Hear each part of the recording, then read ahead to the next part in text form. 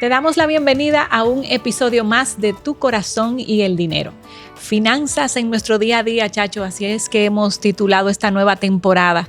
Temas súper prácticos. Y este episodio de hoy es una segunda parte, ¿verdad, Chacho? Correcto. De lo que hemos venido hablando. Sí, la idea de esta temporada es como ponerle pies a los principios que hemos venido presentando a lo largo de nuestro podcast. Sí, y en el podcast, en el episodio anterior, hablamos de la inversión y tú ahí te expandiste como buen economista y nos hablaste de todo y del mercado de valores y pudimos entender un poquito en qué consiste el mercado de valores y las opciones de inversión que vamos a encontrar ahí. Uh-huh. Pero hoy queremos ir más a la práctica, algo más llano, y queremos enlistar por lo menos 8 consejos de cómo invertir nuestros ahorros. Pero antes de empezar, quisiera que nos dijeras cuál sería el primer paso. Si yo me quiero ir al mercado de valores a invertir, ¿qué es lo primero que alguien simple como yo, sí, que no sabe mucho de finanzas, debe de hacer? Sí, correcto, Charvela. Es importante que le demos a la gente el camino de entrada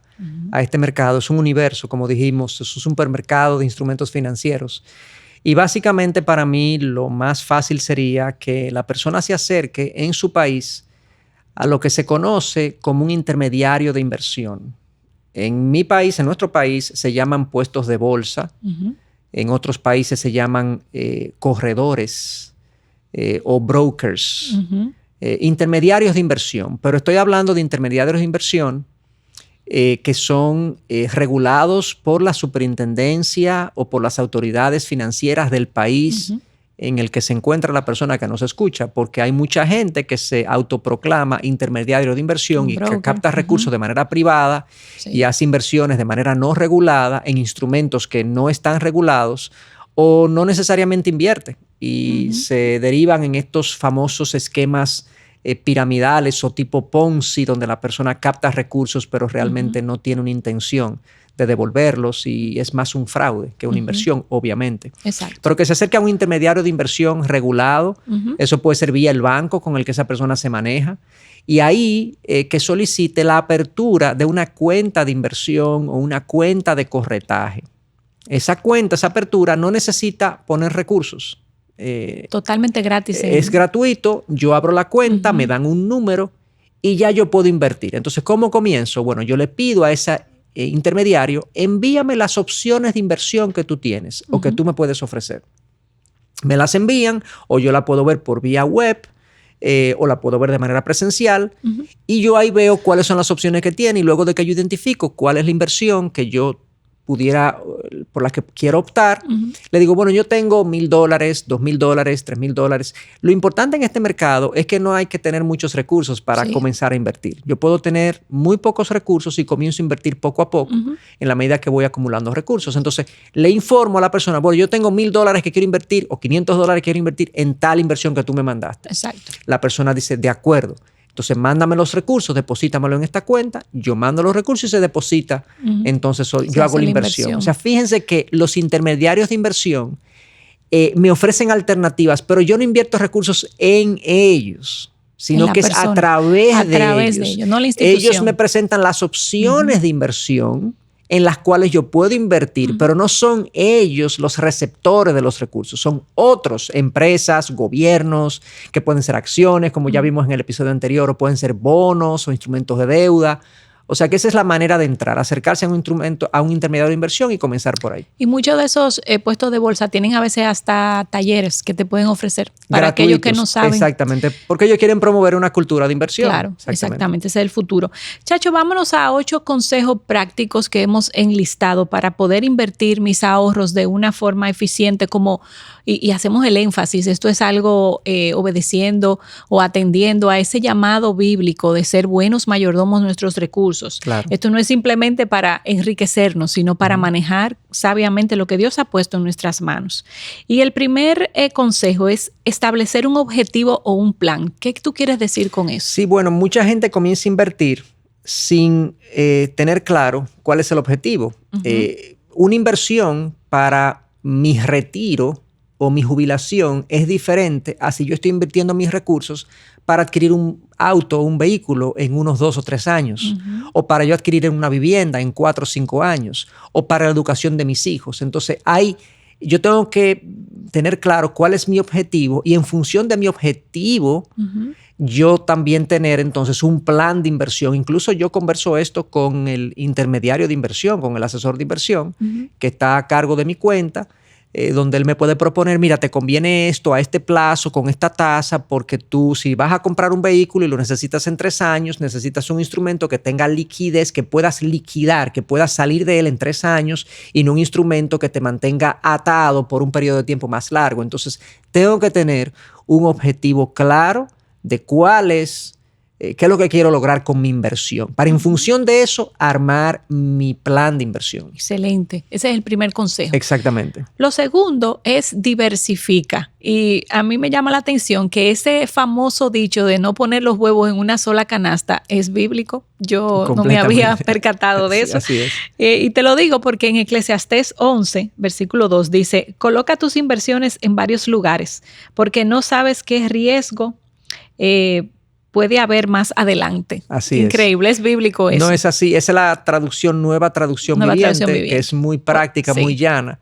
Y justamente lo que dice es eso, o sea, tenemos que tener cuidado de no colocar los huevos en una misma canasta. Y diversificar implica precisamente buscar diferentes opciones de inversión. La mejor forma de diversificar para una persona que no tiene muchos recursos es colocarlo en un fondo mutuo o un ETF, que es una piscina de recursos donde muchas personas colocan recursos y esos recursos de todos se invierten en diferentes tipos de instrumentos.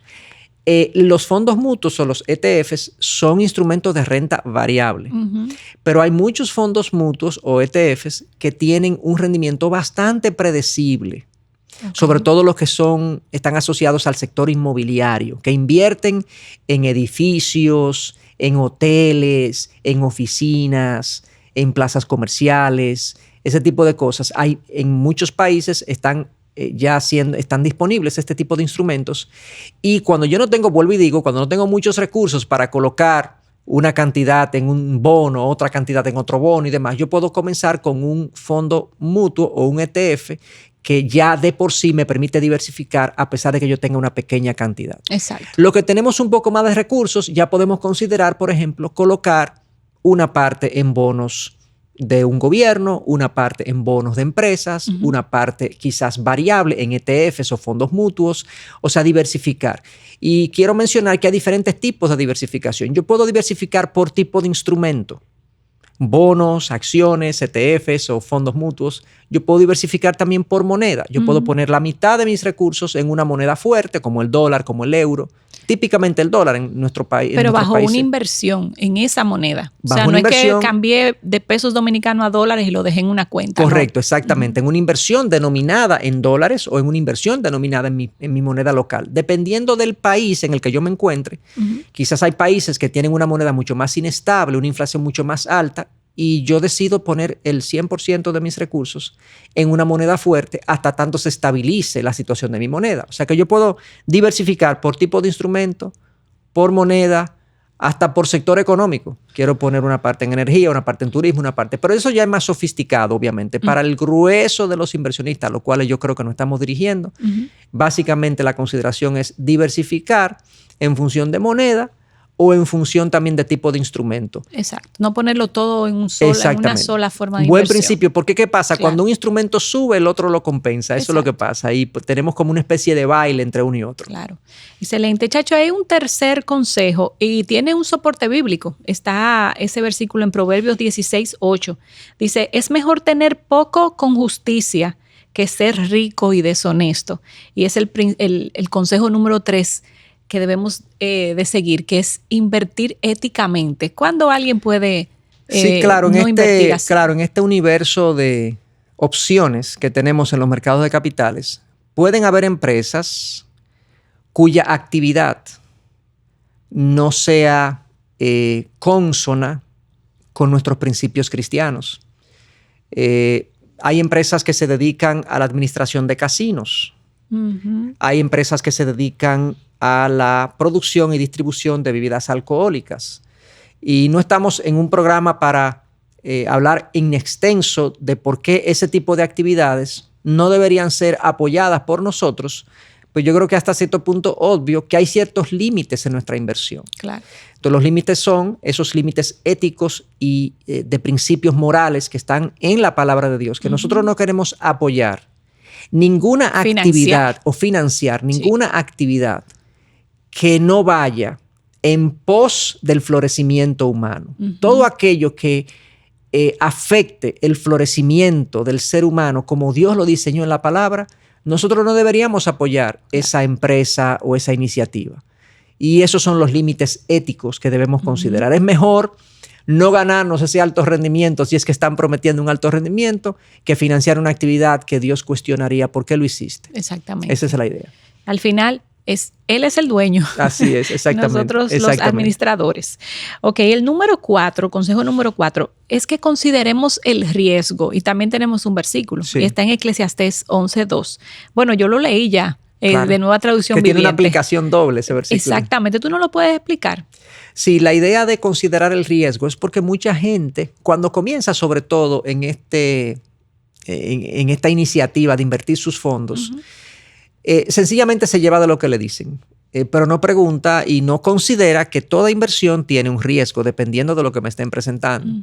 Hay muchas personas que tienen la norma de que en la banca siempre me pagaron un rendimiento fijo y aquí vengo al sector, al mercado de capitales y compro un bono, o compro una participación en un fondo mutuo o un ETF y ahora me están pagando menos de lo que me prometieron. Y no estoy teniendo en cuenta que eso es un instrumento de renta variable que tiene un riesgo que puede subir y que puede bajar. Entonces, cuando yo invierto en este mercado, tengo que considerar que los instrumentos pueden moverse en una dirección u otra, dependiendo si es un instrumento de renta variable o de renta fija. Aún lo de renta fija, si yo compré un bono por 10 años, que usualmente yo lo puedo vender antes del plazo que me dijeron, yo lo quiero vender al tercer año, lo puedo vender. Pero en el momento que lo venda, yo tengo que considerar que si la tasa de interés en ese momento de venderlo es diferente para ese tipo de instrumento a la tasa de interés a la que yo lo compré, puede ser que el bono sufra algún cambio en su precio, en lo que me den por el bono al yo venderlo. Entonces yo puedo tener una pérdida o una ganancia. Sí. Entonces considera que en este tipo de inversiones hay riesgos. Hay algunas que son muy poco arriesgadas, hay otras que son muy arriesgadas. Ten en cuenta eso.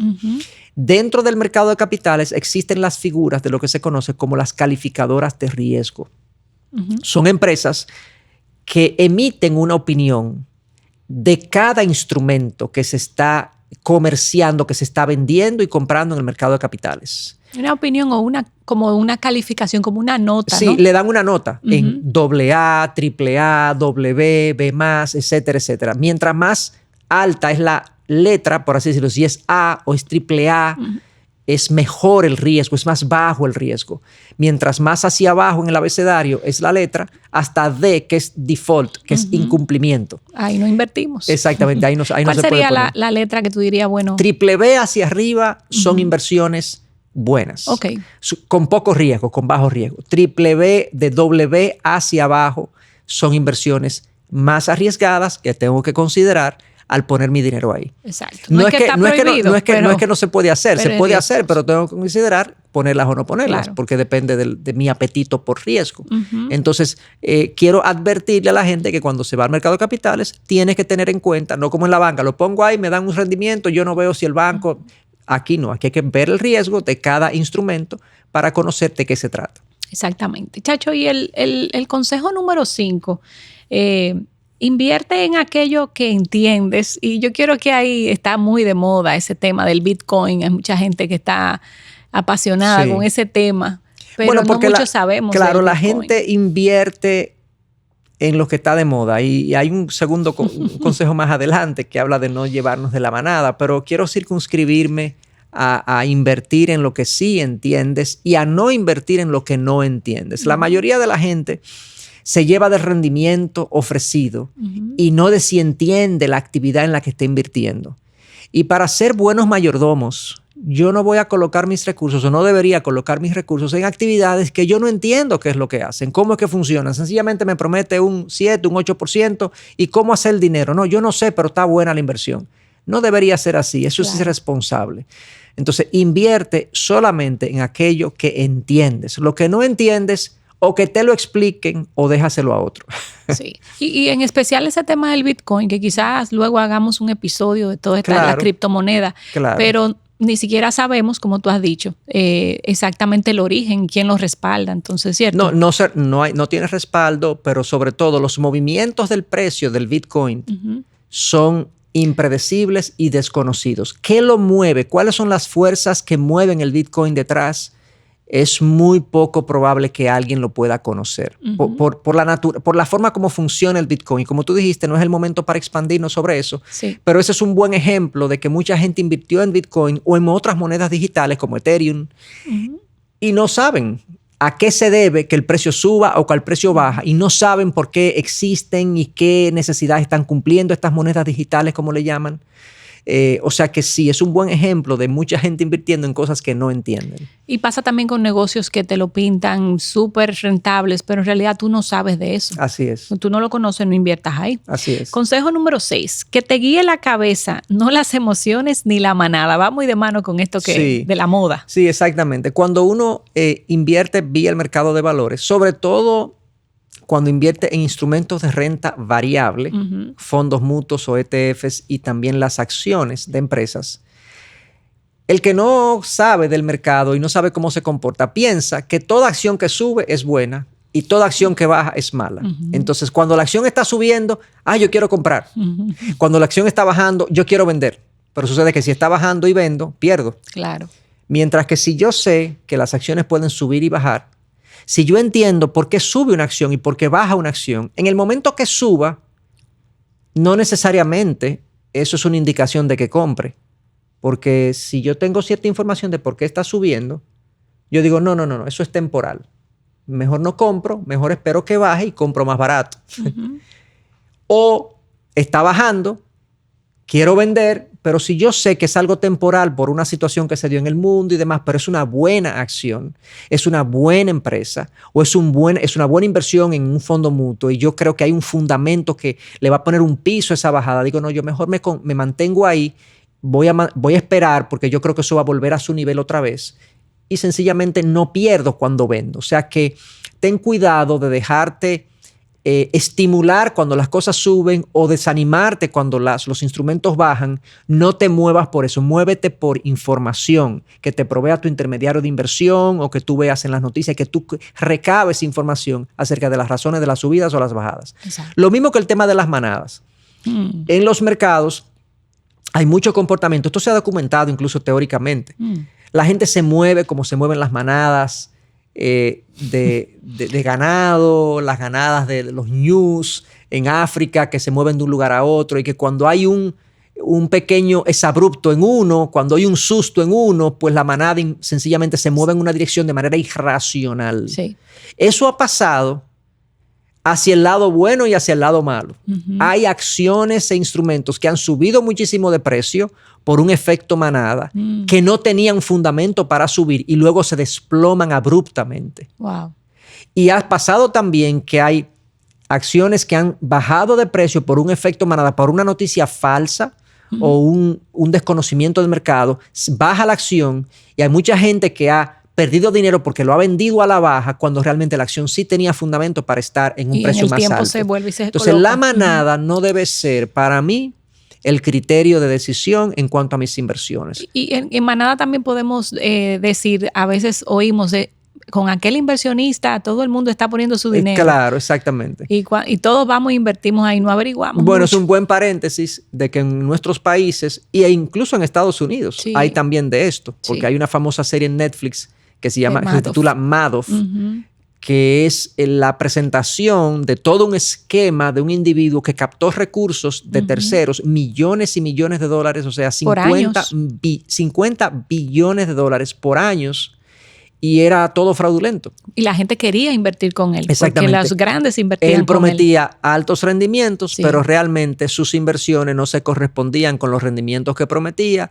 y al final colapsó. Eso pasa a otro nivel mucho más bajo en nuestros países, que siempre hay un individuo que promete altos rendimientos y tú lo ves exhibiendo una vida muy próspera, de mucho avance económico y la gente se deja persuadir, se deja seducir por eso y dice, no, le está yendo bienísimo porque mire el auto que tiene, mire la oficina que tiene. Cuando vienen a ver y analizan, la persona lo que ha hecho es un fraude, ha montado un esquema donde él capta recursos, le paga a los que ya le captaron recursos, pero llega un punto donde colapsa el sistema. Tengamos mucho cuidado con las grandes promesas de rendimiento que no se corresponden con una inversión sistemática y regular, de recibir rendimientos razonables conforme a lo que el mercado ofrece. Correcto.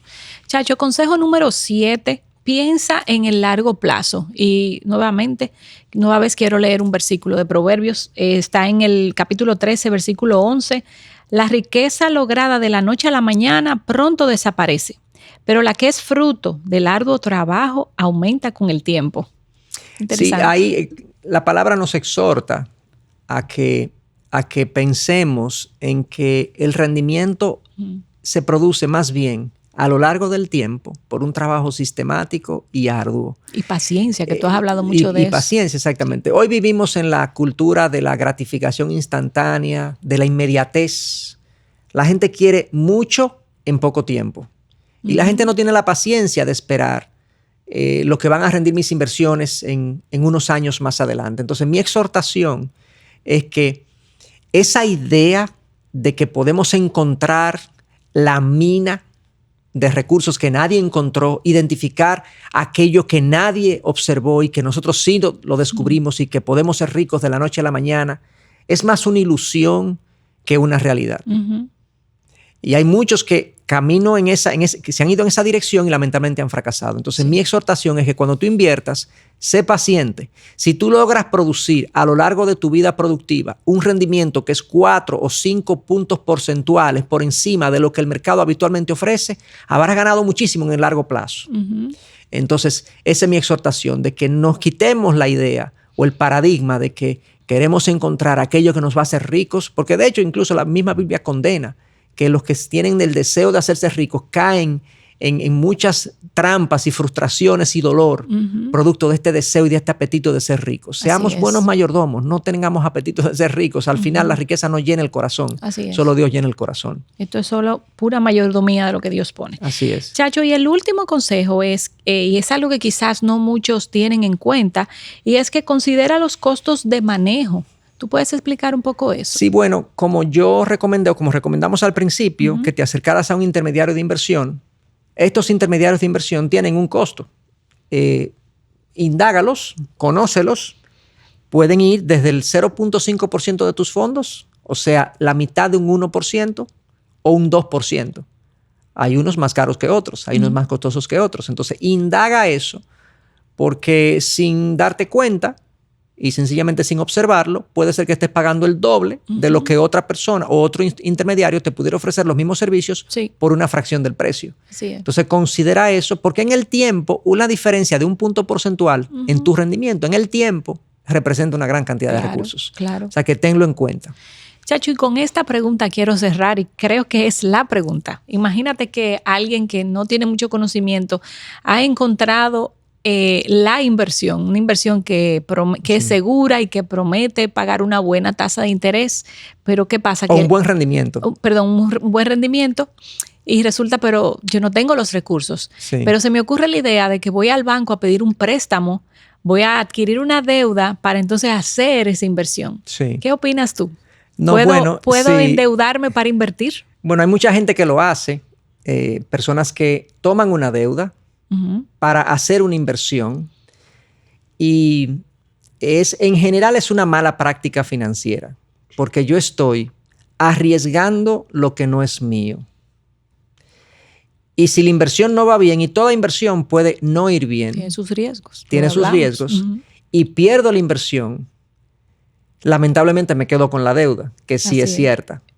Entonces, en general no es una buena práctica. Ahora, si ocurre algo así, pudiera ocurrir, primero, si yo tengo otro activo, alguna otra pertenencia que yo pudiera salir de ella en caso de que me ocurra esta desafortunada situación de perder la inversión y quedarme con la deuda, de yo poder venderla, un terreno, una propiedad, un auto que me permita no quedarme sin recursos para cubrir la deuda que tomé. Claro. Número 2, que la inversión en la que yo hago la colocación de mis fondos tenga un rendimiento fijo mayor a la tasa de interés que pago por el préstamo, en ese caso, y que la probabilidad de pérdida también, el riesgo de esa inversión sea muy baja.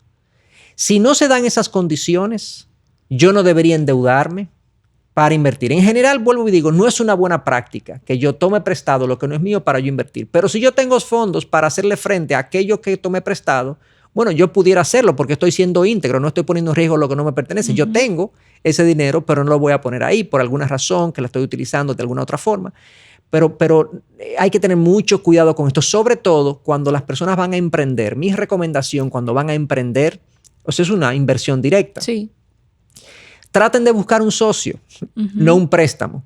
Y si no encuentran un socio y la única opción que tienen es un préstamo, bueno, pues pospongan el emprendimiento hasta que ahorren lo suficiente para tener ese capital inicial o encontrar el socio apropiado para comenzar ese emprendimiento. Pero un emprendimiento, por definición, es una empresa de alto riesgo, es una iniciativa de alto riesgo, porque es algo que está por verse.